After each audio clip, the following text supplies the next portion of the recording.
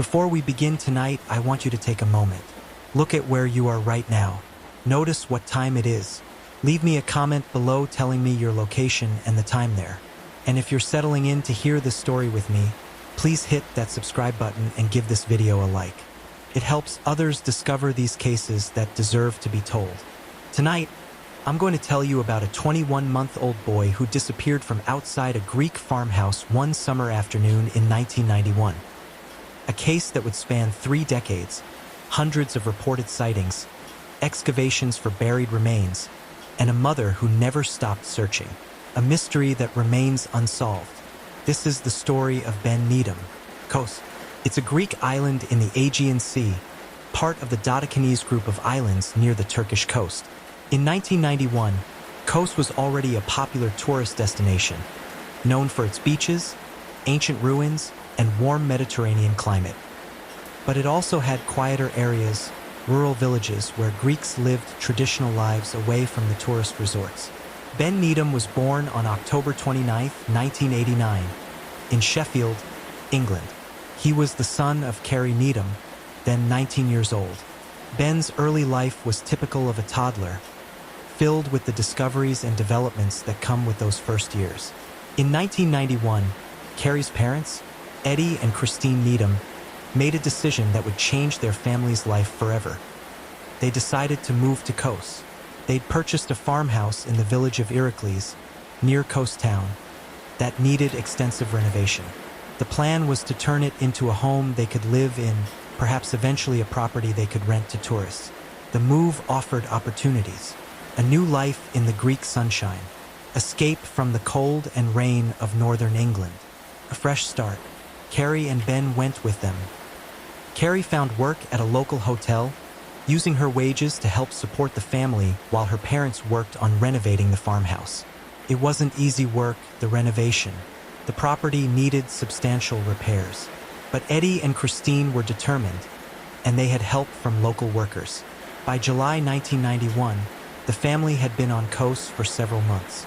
Ben was approaching his 2nd birthday. He was a blonde, blue-eyed toddler, energetic and curious as 21-month-old children are. He was beginning to talk, to run, to explore the world around him with the fearlessness of a child who doesn't yet understand danger. The farmhouse in Iraklis was isolated, surrounded by fields and rural land. There were few neighbors nearby. Building materials were scattered around the property. Renovation work was ongoing. It wasn't an ideal environment for a small child, but the family was managing. Wednesday, July 24, 1991, was a hot summer day on Kos. Carrie had to work at the hotel. Eddie and Christine were at the farmhouse, continuing their renovation work. Ben was left in their care, as he often was when Carrie was working. It was supposed to be a normal day. Carrie would work her shift. Eddie and Christine would watch Ben while also working on the house.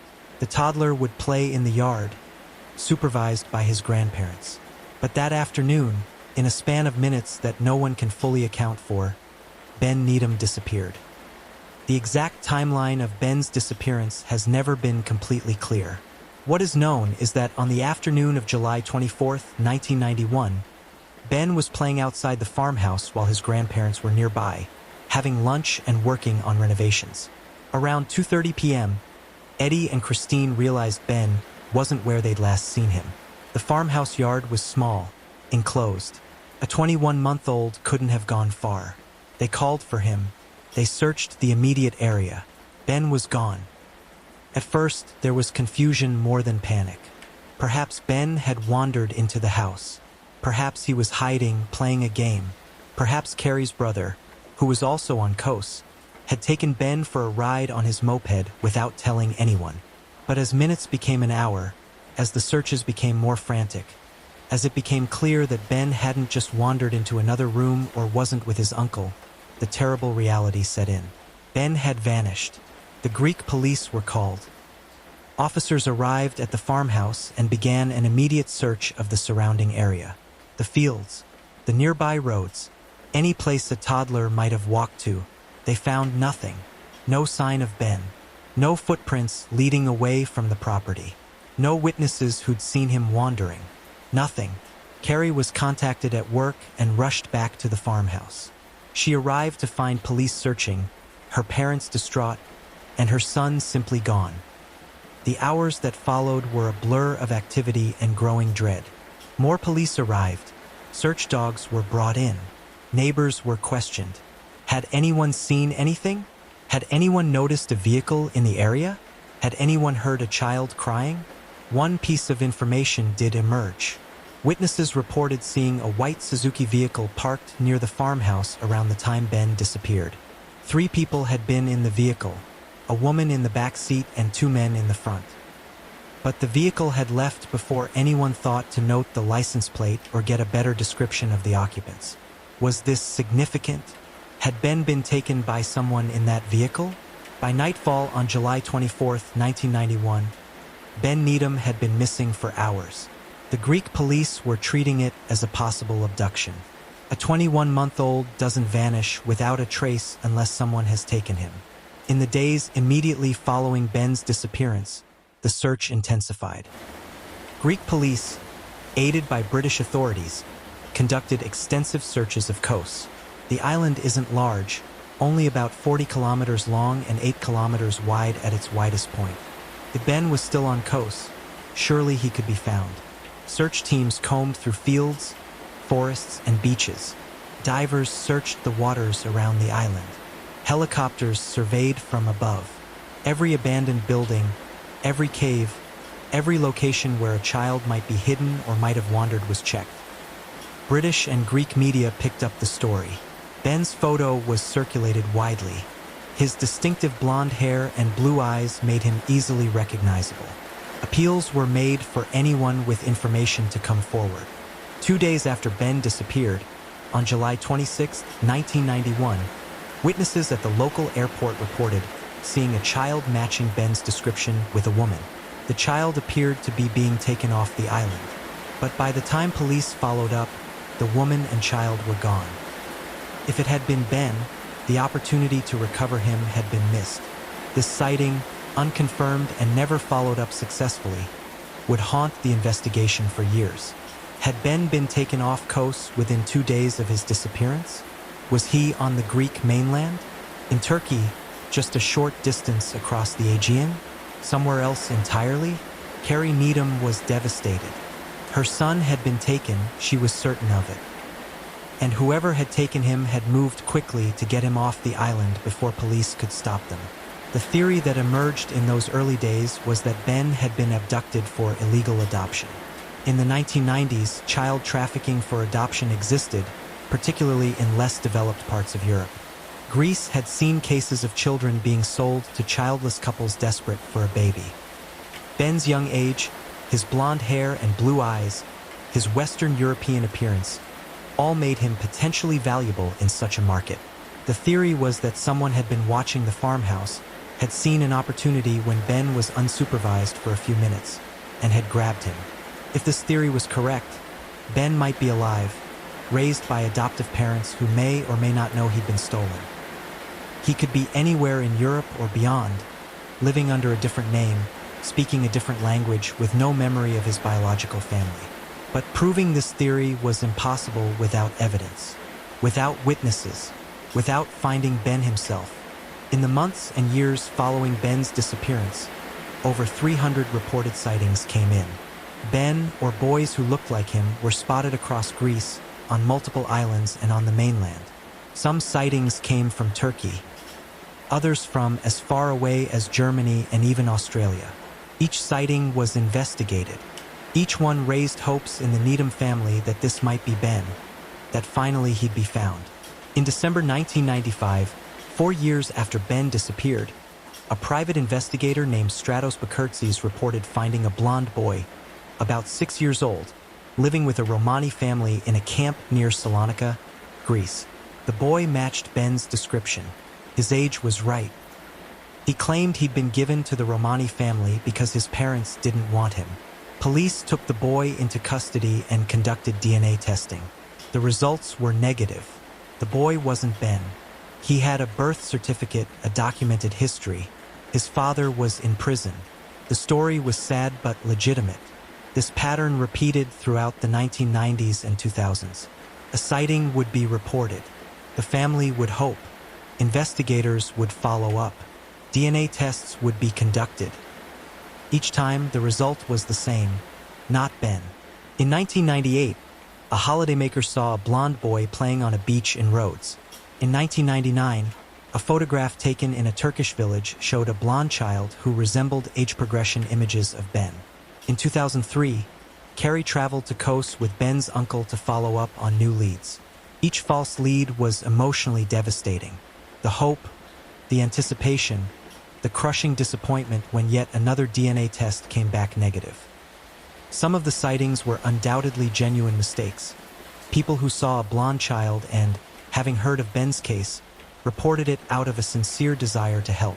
Others may have been hoaxes, people seeking attention or money, but they all had to be investigated. The alternative, ignoring a lead that might actually be Ben, was unthinkable. As the years passed, the sightings became less frequent.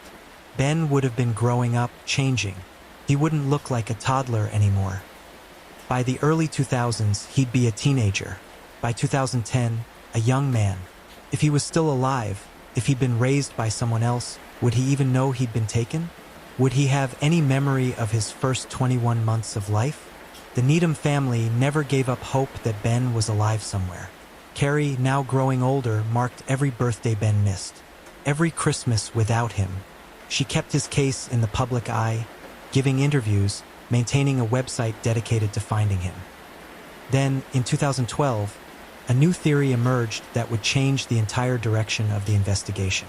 In October 2012, 21 years after Ben disappeared, South Yorkshire Police, who were assisting Greek authorities with the case, received information from a new witness. This witness claimed to know what had really happened to Ben Needham. According to the witness, Ben hadn't been abducted at all. He'd been killed in an accident.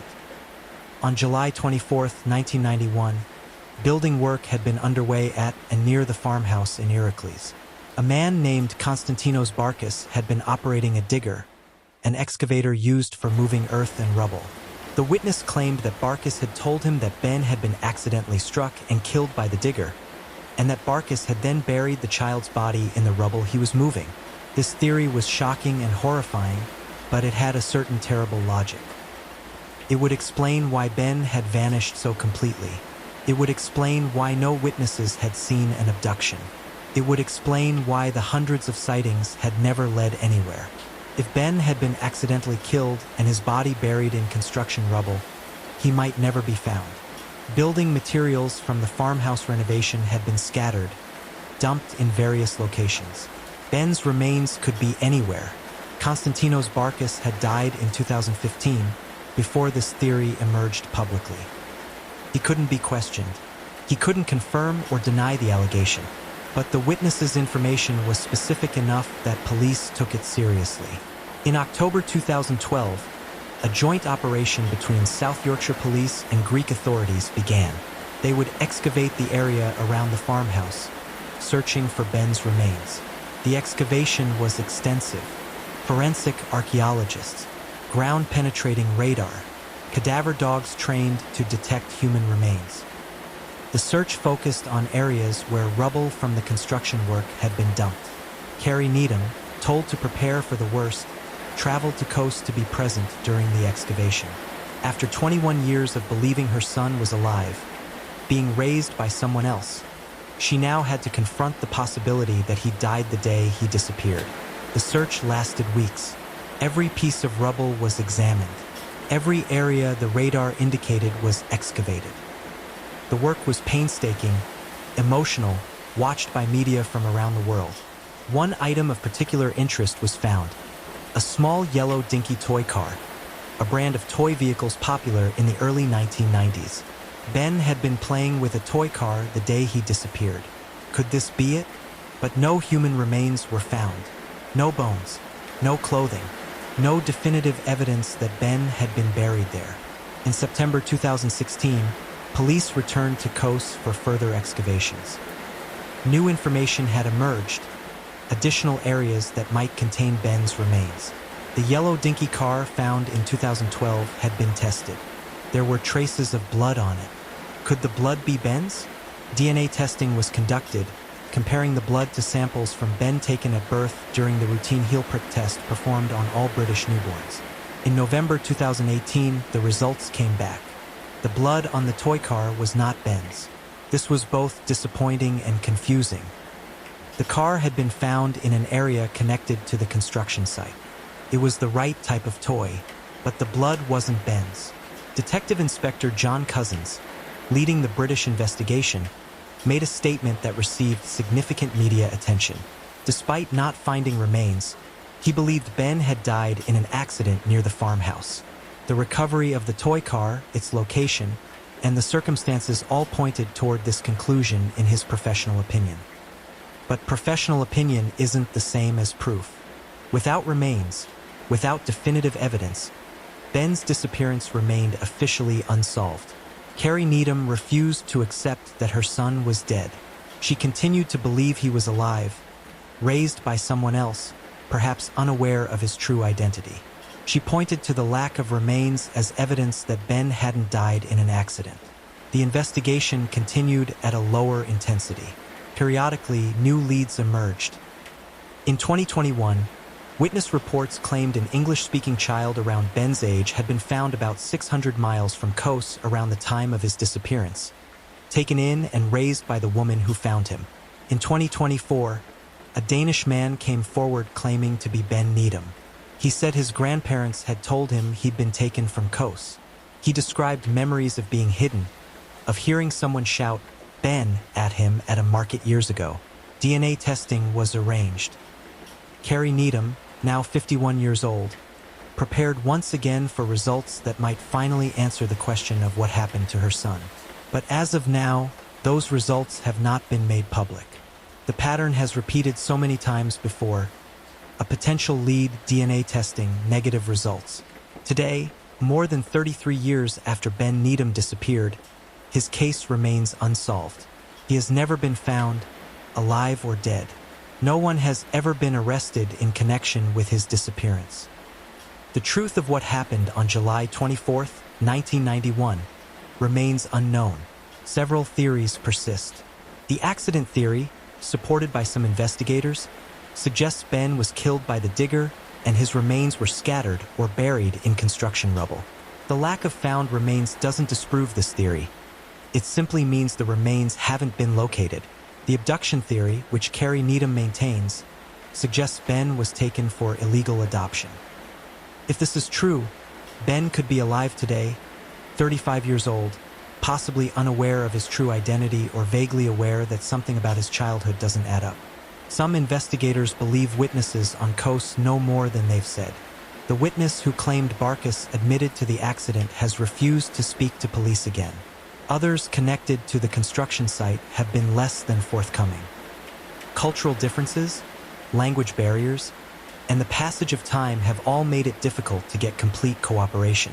Carrie Needham has pleaded with authorities to return to Kos, to re-interview witnesses who lied or refused to talk properly, to speak with police officers involved in the original investigation. She believes answers exist on that island, that someone knows what really happened to Ben. The case has drawn comparisons to other missing child cases, particularly that of Madeleine McCann, who disappeared from Portugal in 2007. Both cases involved British toddlers vanishing while on holiday in southern Europe. Both generated massive media attention. Both remain unsolved. But Ben's case predated Madeleine's by 16 years, and the response to it was different. Technology was less advanced in 1991. Media coverage was less intense. The investigative resources available were more limited. Some have suggested that if Ben had disappeared in 2007 rather than 1991, the outcome might have been different. More immediate response, better forensic capabilities, greater international coordination. But speculation about what might have been doesn't help find Ben or answer what happened to him. Ben Needham would be 35 years old today if he's still alive. He'd be a grown man, perhaps with a family of his own, with a career and a life. Or he died at 21 months old, his life ended by accident or violence, his remains lost somewhere on or near Kos. Carrie Needham is now in her 50s. She spent more than 3 decades searching for her son, keeping his case alive, refusing to give up hope. She's endured hundreds of false leads, multiple excavations, countless disappointments. She's been told to prepare for the worst, told her son is dead, told to accept that he'll never be found. But she continues to believe Ben is out there somewhere. That someday, someone will come forward with credible information. That the right DNA match will finally be made. That after 33 years, she'll be reunited with her son. The investigation remains open. South Yorkshire Police continue to review leads as they emerge. Greek authorities maintain their files on the case. Ben's photo, age progressed to show what he might look like today, is still circulated. If Ben Needham was abducted and raised by someone else, he would now be old enough to research his own origins. If he's ever felt that something doesn't add up about his childhood, if he's wondered about gaps in his early memories, if family stories have never quite made sense, that curiosity might lead him to search. DNA testing is simple now. If Ben is alive and submits his DNA to any genealogy database, it could match with family members. The technology that has solved other cold cases could solve his. If you have any information about Ben Needham's disappearance, you can contact South Yorkshire Police or Missing People UK. Even after 33 years, information could be crucial. Ben's family deserves answers. Carrie deserves to know what happened to her son. Ben deserves to be found, whether that means finding him alive or finally locating his remains so he can be properly laid to rest. Before we begin tonight, I want you to take a moment. Look at where you are right now. Notice what time it is. Leave me a comment below telling me your location and the time there. And if you're settling in to hear this story with me, please hit that subscribe button and give this video a like. It helps others discover these cases that deserve to be told. Tonight, I'm going to tell you about a prime minister who dismissed his bodyguards and walked home from the cinema with his wife one February evening in 1986. A man shot dead on one of Stockholm's busiest streets. An investigation so bungled it became a national trauma. A case that spawned countless conspiracy theories and remained unsolved for 34 years. This is the story of the assassination of Olof Palme. Sven-Olof Joachim Palme was born on January 30th, 1927, in Stockholm, Sweden, into an upper-class conservative family. His childhood was one of privilege and education. He learned German and English as a boy, attended Sweden's prestigious Sigtunaskollen boarding school, and showed early academic promise. But Palme's politics would diverge dramatically from his family's conservative values. After military service, he traveled to the United States on scholarship, studying at Kenyon College in Ohio, where he earned his Bachelor of Arts degree in 1948. He returned to Sweden, completed a law degree at Stockholm University in 1951, and joined the Social Democratic Party. By the 1950s, Palme had become protégé to Prime Minister Tage Erlander, serving as his personal secretary. He entered parliament in 1958 and rose rapidly through the party ranks. In 1969, Palme succeeded Erlander as both party leader and Prime Minister of Sweden, a position he would hold from 1969 to 1976 and again from 1982 until his death. As Prime Minister, Olof Palme was a polarizing figure. To his supporters, he was a champion of social justice, a voice for the developing world, an advocate for nuclear disarmament and international peace. To his detractors, he was sanctimonious, self-righteous, a moralist who lectured others while leading a small, neutral country. Palme was outspoken on the world stage in ways unusual for Swedish leaders. He condemned American policy in Vietnam, earning the ire of successive U.S. administrations. He criticized the Soviet invasion of Czechoslovakia with equal vigor. He was a fierce opponent of apartheid in South Africa, supporting the African National Congress when many Western nations would not. In the weeks before his death, Palme had given the keynote address at the Swedish People's Parliament against apartheid, declaring that apartheid cannot be reformed, it has to be abolished. He worked as a UN mediator in the Iran-Iraq War. He championed nuclear non-proliferation. He shaped modern Sweden's welfare state and its international identity as a neutral nation committed to peace and human rights. but his high profile and willingness to criticize powerful interests made him enemies. Foreign intelligence services, right-wing extremists, those who saw his politics as threats to their interests. On Friday, February 28, 1986, Olof Palme was 59 years old. He'd been prime minister for 4 years in his second term. He had plans for the evening, a simple trip to the cinema with his wife. February 28, 1986, was a cold winter evening in Stockholm. Palme had dismissed his security detail for the night, something he did regularly. He believed in living like an ordinary citizen, walking the streets of his capital without bodyguards, shopping in stores, taking the subway. It was quintessentially Swedish, this lack of security around high officials, a reflection of Sweden's egalitarian culture. Palme and his wife Lisbeth decided to see a film at the Grand Cinema on Sveavägen, one of Stockholm's main thoroughfares. The movie was The Brothers Mozart, a Swedish comedy. Their son Martin and his girlfriend would meet them there. The four watched the film together. It ended around 11 p.m. They said their goodnights outside the cinema. Martin and his girlfriend headed one direction. Olof and Lisbeth began walking home to their apartment in Stockholm's Old Town, about a 15-minute walk away. It was approaching midnight on a Friday. Sveavägen was busy, even at that late hour. Pedestrians, traffic, the usual urban activity. The Palmes walked along the street, an ordinary couple on an ordinary evening. At approximately 11:21 p.m., as the Palmes walked along Sveavägen near the intersection with Tunnelgaten, a man approached from behind. Without warning, he fired 2 shots at close range. The first bullet struck Olof Palme in the back, tearing through his body, severing his spinal cord.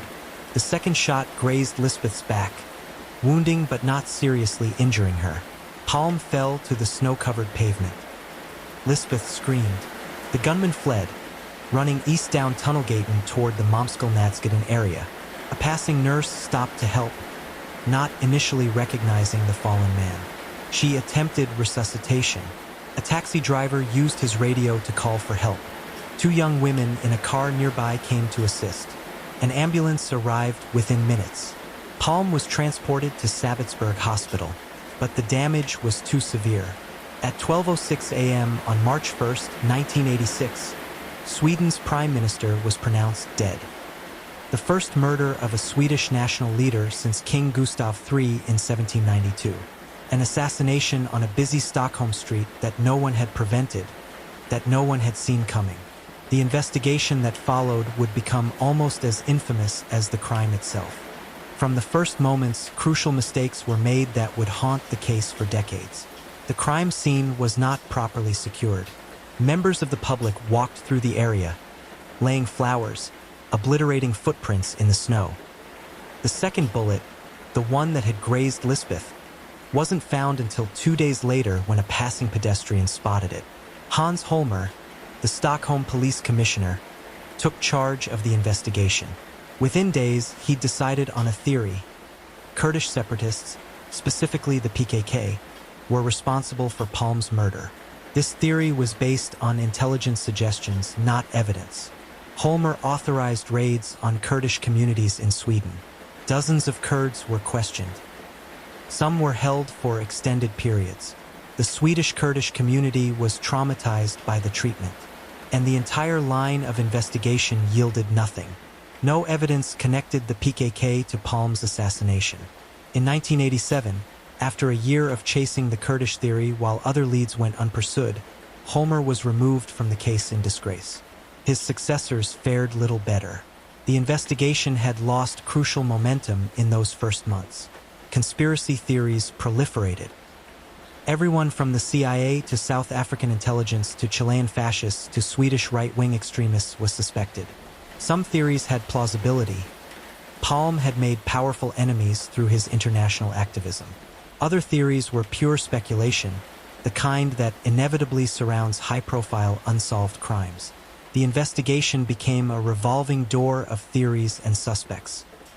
Over the decades, police would conduct 10,000 interviews, investigate 134 murder confessions, pursue countless leads. But the case remained unsolved. In 1988, 2 years after the murder, police arrested Christer Pettersson, a 41-year-old man with a criminal record including manslaughter and substance abuse. In 1989, he was convicted of Palm's murder based largely on Lisbeth Palm's identification of him in a lineup. But the conviction was overturned on appeal. The court ruled the evidence was insufficient. No murder weapon had been found. No motive established. The identification by Lisbeth was deemed unreliable given the traumatic circumstances. Christer Pettersson was released. He died in 2004, legally innocent of the assassination, though Lisbeth Palm maintained until her death in 2018 that he was the killer. Among the many witnesses who came forward on the night of Palm's murder was a man named Stig Engström. He worked as a graphic designer at Skandia, an insurance company whose headquarters were located near the crime scene. Engström claimed he'd been walking home from work, had heard the shots, and had been one of the first people on the scene. He said he'd tried to help resuscitate Palm. He gave detailed statements to police, describing what he'd seen and heard. But his accounts were inconsistent. Different versions of his story contradicted each other and didn't match testimony from other witnesses. Police noted the inconsistencies but didn't pursue Engström as a suspect in the initial investigation. He became known in media coverage as the Skandia Man, a witness, not a perpetrator. Engström died in 2000, apparently by suicide. For years, he remained a footnote in the Palm investigation, a witness whose statements hadn't been particularly helpful, but who wasn't seriously suspected. Then, in the 2010s, investigative journalist Thomas Pettersson became interested in the case. Pettersson spent 12 years researching Palm's assassination, combing through police files, interviewing witnesses, examining every aspect of the investigation. Pettersson became convinced that Stig Engström was the assassin. The inconsistencies in Engström's statements weren't the confused recollections of a traumatized witness. They were the lies of the killer, inserting himself into the investigation while trying to deflect suspicion. Pettersson discovered that Engström had training with weapons. He'd been a member of shooting clubs. He had access to firearms. More significantly, Engström had expressed extreme right-wing views, particularly hatred of Palm's politics. Engström was deeply opposed to Palm's stance on South African apartheid, his sympathy for leftist causes, his criticism of American policy. To Engström, Palm represented everything wrong with modern Sweden. In 2018, Pettersson published his findings in a book titled The Unlikely Murderer. The book made a detailed case that Engström had shot Palm, then contaminated the investigation by presenting himself as a helpful witness while providing false information. Pettersson's work caught the attention of prosecutors. In 2020, Chief Prosecutor Christer Peterson announced that after reviewing the evidence, he'd concluded there was reasonable evidence that Stig Engström had killed Olof Palme. On June 10, 2020, 34 years after Palme's assassination, Swedish prosecutors held a press conference that captivated the nation. Chief Prosecutor Christer Peterson announced that the investigation into Palme's murder was being closed. The most likely suspect, he declared, was Stig Engström, the Skandia Man. The prosecutor outlined the case against Engström. His opportunity: he'd been in the immediate area when Palme was shot. His capability: he had weapons training and access to firearms, including a .357 Magnum revolver similar to the murder weapon. His motive: extreme opposition to Palme's politics, particularly regarding South Africa. But there were immediate problems with the conclusion. The evidence was entirely circumstantial. No murder weapon had ever been found. No forensic evidence linked Engström to the crime. No witnesses had placed him at the exact moment and location of the shooting. Engström had died in 2000, 20 years before the announcement. He couldn't be charged, couldn't stand trial, couldn't defend himself against the accusations. The prosecutor's announcement was not a conviction. It was an opinion about what probably happened, offered by an investigator who acknowledged the evidence was too weak to have ensured a conviction even if Engström were alive. The response from Swedish legal experts, journalists, and the public was mixed. Some saw the announcement as finally bringing closure to a case that had haunted Sweden for decades. Others viewed it as a convenient conclusion that blamed a dead man who couldn't defend himself. Jan Stoklasa, another journalist who'd written extensively about the Palm case, was highly critical. He argued that the evidence against Engstrom was weak, that alternative theories hadn't been adequately explored, that declaring the case closed was premature. Critics pointed out that Engstrom's supposed .357 Magnum had never been recovered or tested, that his alibis, while weak, had never been definitively disproven, that the prosecutor's case relied heavily on speculation about Engstrom's political views rather than concrete evidence of his presence at the crime scene.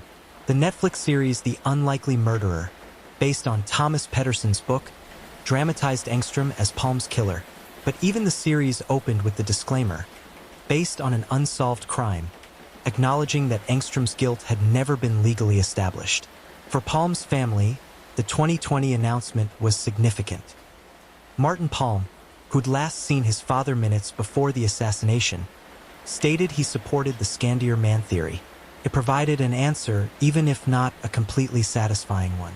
The failure to definitively solve Palm's murder has ensured that conspiracy theories have flourished for nearly 40 years. The South African connection was among the most plausible theories. In 1996, Colonel Eugene de Kock, a former South African police officer, testified that Palm had been targeted because of his opposition to apartheid and Sweden's substantial support for the ANC. South African intelligence had motive and capability. In 2020, Swedish investigators traveled to Pretoria to review South African files on the case, though nothing conclusive emerged. The CIA theory suggested American intelligence was involved, either directly or indirectly, as revenge for Palm's criticism of U.S. foreign policy. This theory was never substantiated beyond speculation, though Palm's vocal opposition to American actions in Vietnam and Central America had certainly strained Swedish-American relations. The PKK theory, despite being thoroughly investigated and found baseless, persists in some circles. In 2001, Swedish police even interviewed PKK leader Abdullah Öcalan in Turkish prison, but he denied any involvement. Swedish right-wing extremist police officers were suspected by some investigators. Klaus-Dieter Knapp, writing in the German weekly Die Zeit in 1995, presented a case that Swedish police with far-right sympathies had orchestrated the assassination. This theory suggested the investigation was sabotaged from within, explaining its spectacular failures.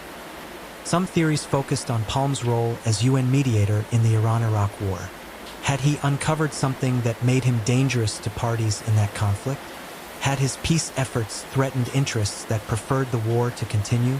The truth is probably simpler than the elaborate conspiracies suggest. Stig Engstrom may well have been the killer, a right-wing extremist acting alone, motivated by hatred of Palm's politics. Or it may have been someone else entirely, an assassin whose identity remains unknown. What's certain is that the investigation was catastrophically mismanaged from the beginning, ensuring that even if the killer's identity could be determined years later, proving it legally would be impossible. Part 7. The National Trauma, 52:00-58:00***. For Sweden, Palm's assassination was more than an unsolved murder. It was a national trauma that shattered the country's self-image. Sweden had avoided the historical catastrophes that scarred other European nations. No occupation during World War II, no terrorism, no political violence. The last Swedish leader murdered had been King Gustav III in 1792, nearly 200 years earlier. Sweden prided itself on being a peaceful, egalitarian society where leaders walked among citizens without security, where trust was the foundation of social relations. Palm's assassination destroyed that innocence. The term Stockholm Syndrome had been coined in 1973 after a bank robbery hostage situation. In 2003, Foreign Minister Anna Lindh was stabbed to death in a Stockholm department store. These incidents, along with Palm's murder, marked Sweden's loss of the assumption that it was immune to the violence plaguing other nations. The failure to solve Palm's murder compounded the trauma. Not only had Sweden's leader been killed, but the perpetrator had never been caught. The investigation's failures suggested incompetence or corruption at the highest levels of law enforcement. Trust in institutions was damaged. The case became embedded in Swedish culture. Films, books, television series, countless articles. Every Swedish citizen had an opinion about who killed Palm. The assassination was discussed, debated, theorized about in ways similar to how Americans discussed Kennedy's assassination. When the prosecutor announced in 2020 that the case was closed, many Swedes weren't satisfied. The conclusion felt incomplete. Blaming a dead man based on circumstantial evidence didn't provide the catharsis a trial and conviction would have offered. In December 2025, the Swedish prosecutor announced there was no reason to reopen the case, reaffirming that Engström remained the most likely suspect despite ongoing criticism of that conclusion. Conclusion: the Prime Minister who walked home, 58, 00-60:00***. Olof Palme was 59 years old when he was shot in the back on Sveavägen. He died because he'd insisted on living like an ordinary citizen, dismissing his bodyguards, walking home from the cinema with his wife on a Friday evening. His assassination remains officially unsolved, though Swedish prosecutors have declared they believe Stig Engström was the killer. That conclusion is contested, criticized, and ultimately unprovable given Engström's death in 2000. What's undeniable is that Palme's murder changed Sweden. It exposed the failure of institutions. It shattered assumptions about safety and trust. It remains an open wound in the national psyche, a trauma that has never fully healed because it was never fully resolved. Palme's legacy as a statesman, as a voice for international peace and social justice, endures. Streets, squares, and institutions bear his name. His contributions to Sweden's welfare state and his international activism are remembered and celebrated. But his death remains shrouded in mystery and failure. The investigation was bungled so badly it became almost as notorious as the crime itself. Theories proliferated but evidence didn't. Suspects were pursued but none convicted. After 34 years, prosecutors declared they knew who the killer was but couldn't prove it in court. For those who demand absolute certainty, Palme's case will never be satisfying. The true identity of his assassin will remain, for many, unknown. The conspiracy theories will persist. The debate will continue. But perhaps that's fitting for a crime that exposed how fragile civilization is, how quickly certainty can dissolve into chaos, how even in the safest societies violence can erupt on busy streets while ordinary people walk home from the cinema. Olof Palme believed in the possibility of a better world, in peace, in justice, in the power of international cooperation. His death demonstrated how vulnerable such ideals are, how those who champion them can be silenced by a gunman in the dark. If this story has moved you, please remember to like this video and subscribe to this channel. Share Palme's story. Remember not just the mystery of his death, but the substance of his life and his work. Thank you for listening tonight. If you're new here, welcome to our channel. We specialize in true crime stories told in a calming voice, accompanied by gentle rain, sounds to help you drift off to sleep. If you enjoy tonight's mystery, please consider subscribing to the channel and hitting that notification bell so you never miss a story. And if you're feeling generous, a like on this video helps us tremendously. It tells YouTube to share our content with others who might enjoy it. Feel free to share this with anyone who loves true crime or needs help falling asleep. What time is it where you are? Leave a comment and let me know. There's something comforting about knowing we're all here together, scattered across time zones, but united by our fascination with the unexplained. Now settle in. Get comfortable. Tonight, we're traveling back to December 1919 to the snow-covered streets of Toronto, Canada. This is the story of a man who vanished into thin air on the night of his greatest triumph. A millionaire theater owner who stepped out of his office and was never seen again. Despite one of the most extensive investigations in Canadian history, despite countless theories and suspects, despite a fortune waiting to be claimed, Ambrose Small simply ceased to exist. And the question that has haunted investigators for over a century remains: what happened to Ambrose Small? The snow fell thick and heavy over Toronto on the evening of December 2nd, 1919. It was the kind of snow that muffled sound, that transformed the city into something quieter, more secretive. The streets glistened under the gas lamps, and in the theater district, the marquees blazed with promise. Ambrose Small should have been celebrating. After all, he had just completed the business transaction of his lifetime, the sale of his theater empire for $1.7 million, an astronomical sum in 1919. That's equivalent to roughly $27 million today. He was 56 years old, wealthy beyond measure, and finally free from the daily grind of managing his theatrical holdings across Canada. But those who saw him that day would later remember something troubling in his demeanor. He seemed distracted, perhaps even anxious, though he tried to hide it behind his usual brusque manner. What was weighing on his mind as he walked through his Grand Opera House that afternoon? He had meetings to attend, papers to sign, details to finalize. The sale to the TransCanada Theatre Company had been agreed upon, but there were still loose ends. Money to be transferred, counts to be settled. Ambrose Small was nothing if not meticulous about money. Some would say obsessed with it. He had not become one of the richest men in Toronto by being careless. That afternoon, he had lunch at the Grand Opera House with his lawyer, E.W.M. Flock. They discussed the details of the sale. Small seemed satisfied, even pleased. After lunch, they walked together to the Dominion Bank, where Small deposited a check for $100,000, just a portion of his vast new fortune. The bank manager watched as Small endorsed the check with his distinctive signature, never imagining it would be one of the last times anyone saw Ambrose Small conduct business. But something happened after that bank visit. Something that would change everything. Because when Small returned to his office at the Grand Opera House, he made a decision that would puzzle investigators for decades. What did he do in those final hours before he vanished? To understand what happened to Ambrose Small, you must first understand who he was. And Ambrose Small was not a man who inspired lukewarm feelings. People either admired his business acumen or despised his ruthlessness. There was no middle ground. Born in 1863 to a middle-class family in Bradford, Ontario, Ambrose showed an early aptitude for business. But it was in the theater industry that he found his calling. By the 1890s, he was acquiring theaters across Ontario, building an empire that would eventually span the entire country.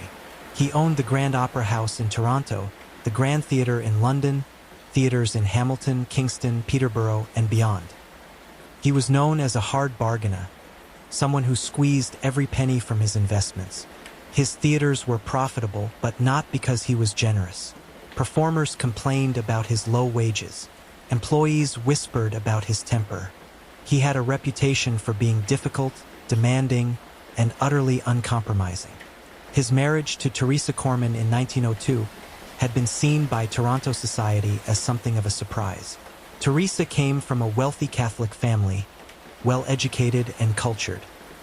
She was everything Ambrose was not: refined, devout, patient. Why she married him remained a topic of speculation in Toronto's drawing rooms. Some said it was for family business connections.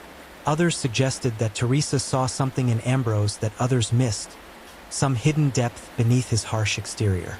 But by 1919, the marriage had grown cold. They lived together in their mansion at 103 Glen Road in Rosedale, Toronto's most prestigious neighborhood, but they lived separate lives. Ambrose was rarely home. He spent his evenings at his theaters, his nights at his private clubs, often in the company of women who were not his wife. And then there was his secretary, John Dowdy, a quiet, efficient man who had worked for Small for years, handling the endless details of the theater business. Dowdy knew everything about Small's affairs, business and otherwise. He knew where the money went, who owed Small money, and who Small owed. He was privy to secrets that others could only guess at. On that December evening in 1919, Dowdy was still at the Grand Opera House. He would be one of the last people to see Ambrose Small alive. But what passed between them in those final hours would become the subject of intense scrutiny. Because by the next morning, both men would be gone from Toronto, and only one would ever return. After returning from the bank at approximately 3:30 p.m., Ambrose Small entered his office on the ground floor of the Grand Opera House. The building was bustling with the usual afternoon activity. Stagehands preparing for the evening performance, box office clerks counting receipts, actors arriving for makeup calls. Small's office was located just off the main lobby, a modest room that belied his wealth. Unlike many successful men of his era, Small did not believe in ostentatious displays. His desk was practical, his furnishings functional. What mattered to him was what the ledger said, not how the office looked. John Dowdy followed him into the office. They had business to discuss, always more business. Small's secretary was a man of about 35, thin and nervous in manner, with spectacles that he constantly adjusted. He had been with Small long enough to anticipate his moods, to know when to speak and when to remain silent. What they discussed in that office has never been fully established. Later, Dowdy would tell investigators that they reviewed various financial matters related to the sale. There were bonds to be transferred, accounts to be reconciled. It was routine work, or so Dowdy claimed. But there was something else happening that afternoon, something that wouldn't come to light immediately. Small received a telephone call around 5 p.m. Who was on the other end of that call? Dowdy said he didn't know. Small took the call privately, asking his secretary to step out of the office. When Dowdy returned a few minutes later, Small seemed agitated. He was pacing, something he did when troubled. Shortly after 5:30 p.m., Ambrose Small put on his overcoat and hat. He told Dowdy he was going to the Grand Theater on Adelaide Street, another of his properties, to check on something. Dowdy offered to accompany him, but Small declined. He said he would return within the hour. The stage doorman, a man named Thomas Small, no relation, watched as Ambrose Small walked out into the snowy evening. He turned west on Adelaide Street and disappeared into the crowds of shoppers and theatergoers heading home for dinner. Thomas Small was certain of what he saw, because he checked his watch. It was 5:45 p.m. exactly. He had no reason to believe it was significant at the time. After all, Ambrose Small came and went from his theaters at all hours. There was nothing unusual about it, except that this time Ambrose Small never came back. And when investigators tried to trace his movements after he left that door, they discovered something that would deepen the mystery immeasurably. Several witnesses claimed to have seen Small that evening, but their accounts contradicted each other in ways that made no sense. Where did Ambrose Small go after leaving the Grand Opera House? Teresa Small was not immediately concerned when her husband didn't come home that night. This was not unusual behavior for Ambrose. He often stayed late at one of his theaters or spent the night at his club. Their marriage had evolved into an arrangement of mutual tolerance. She managed the household and her social obligations. He managed his business and his diversions. They had learned not to question each other too closely. But when December 3rd arrived and there was still no word from Ambrose, Teresa began to feel the first stirrings of unease. She telephoned the Grand Opera House. John Dowdy answered. No, he told her Mr. Small had not been in that morning. He had left the previous evening around 5:45 and hadn't returned. Did he say where he was going? Teresa asked. Dowdy hesitated. He said he was going to check on something at the Grand Theater, but I don't know if he actually went there. The Grand Theater. Teresa called there next. No, the manager told her Mr. Small had not been there the previous evening. No one had seen him. Now the unease blossomed into something sharper.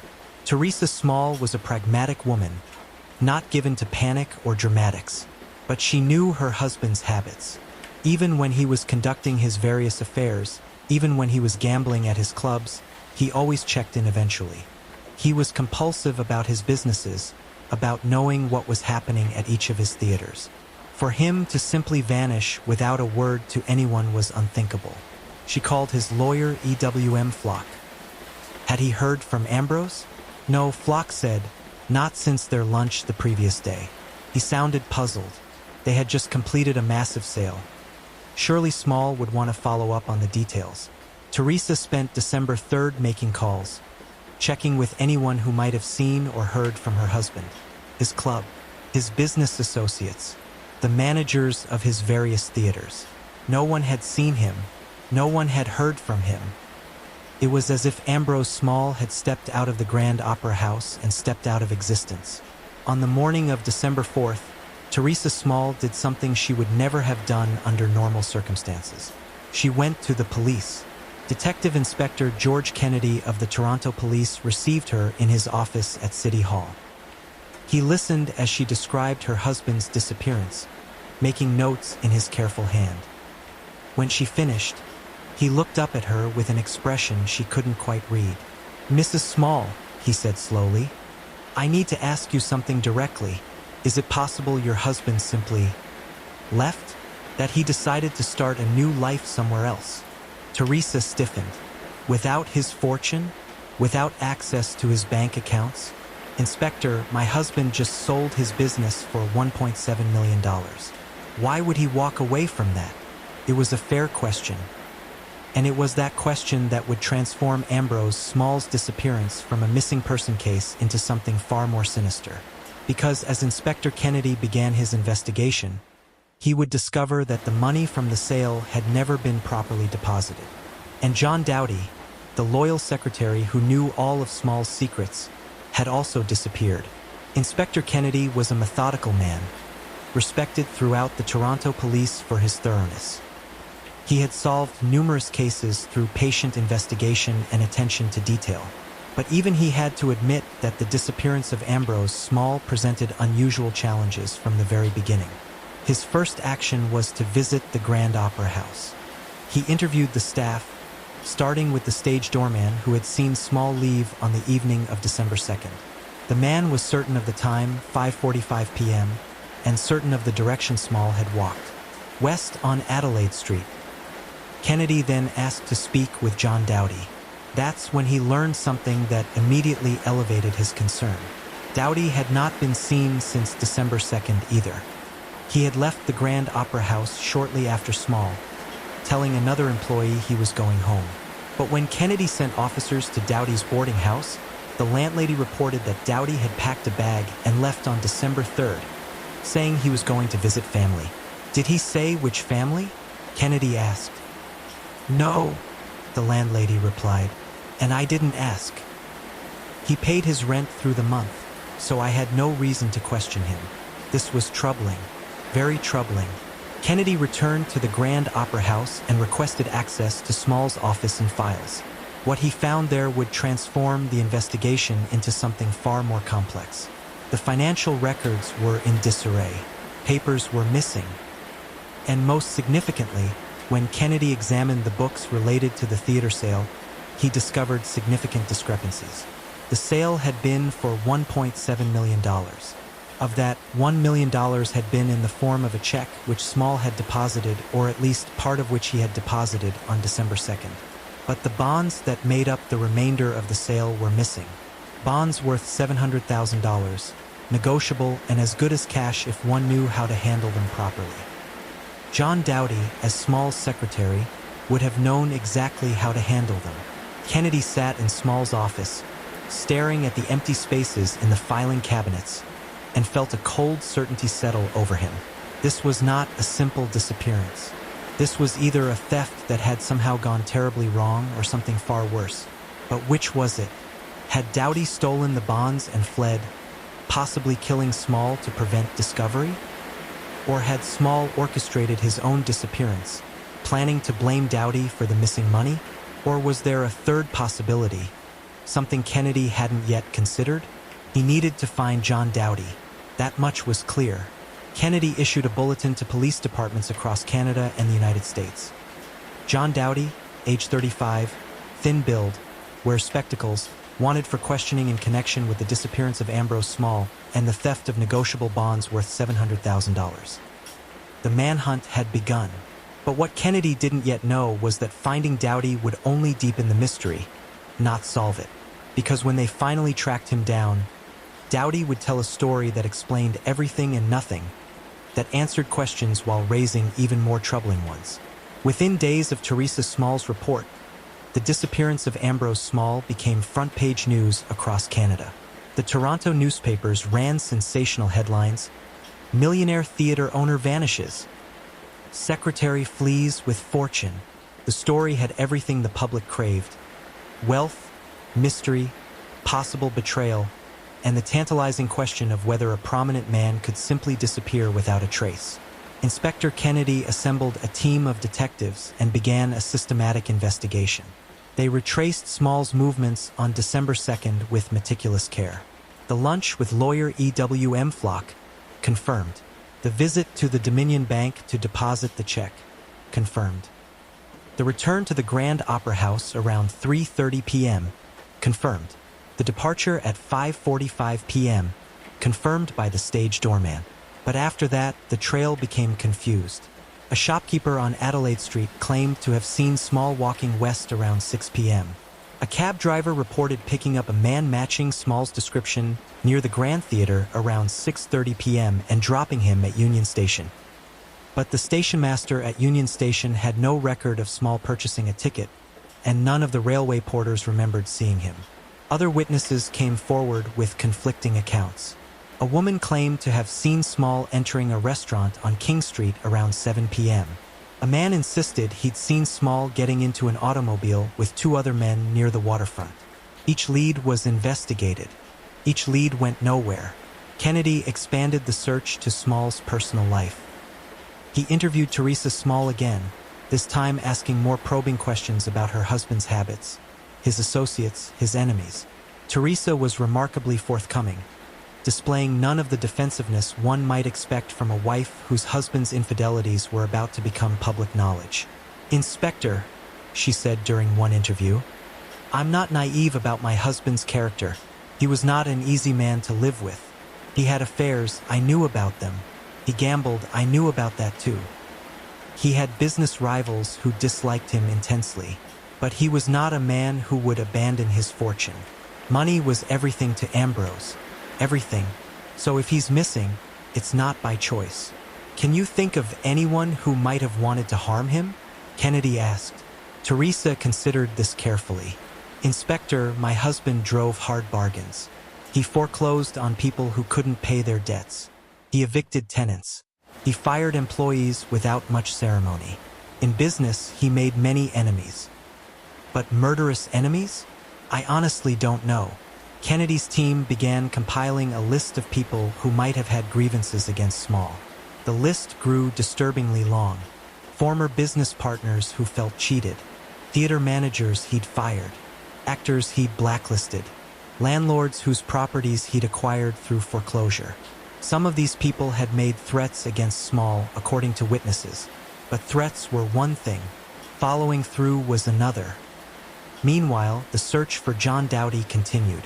Kennedy had officers checking train stations, interviewing ticket agents, showing Doughty's photograph. The secretary had vanished as completely as his employer. But unlike Small, Doughty had left traces. He had withdrawn money from his bank account on December 3rd, a significant sum of $2,000. He had told his landlady he was leaving. He had been seen boarding a train at Union Station heading west. On December 10th, Kennedy received a telegram that made his pulse quicken. Police in Detroit had detained a man matching Doughty's description. Kennedy immediately arranged to travel to Detroit. Could this be the break he needed? Would Doughty's capture finally solve the mystery of what happened to Ambrose Small? The man sitting in the Detroit police interrogation room looked exhausted and frightened. John Doughty had been arrested at a boarding house in Detroit's downtown district, recognized by an alert landlady who had seen his photograph in the newspaper. He had offered no resistance when the police came for him. Inspector Kennedy entered the room and sat down across from Doughty. For a long moment, the two men simply looked at each other. Doughty was the first to speak. "I didn't kill him," he said. His voice was barely above a whisper. "I swear to you, Inspector, I didn't kill Ambrose Small." "Then why did you run?" Kennedy asked calmly. Doughty removed his spectacles and rubbed his eyes. "Because I knew how it would look.